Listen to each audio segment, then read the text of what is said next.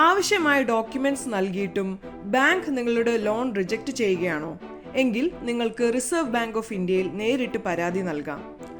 RBI ആരംഭിച്ച one nation one ombudsman scheme പ്രകാരം RBIയുടെ കീഴിലുള്ള ബാങ്കുകൾ, നോൺ ബാങ്കിംഗ് ഫിനാൻഷ്യൽ കമ്പനികൾ, പേയ്മെന്റ് പ്രൊവൈഡേഴ്സ് എന്നീ സ്ഥാപനങ്ങൾക്കെതിരെ ഏതെങ്കിലും തരത്തിലുള്ള പരാതി ഉണ്ടെങ്കിൽ cms.rbi.org.in എന്ന വെബ്സൈറ്റ് വഴി RBI ഓംബുഡ്സ്മാന് നേരിട്ട് പരാതി നൽകാം.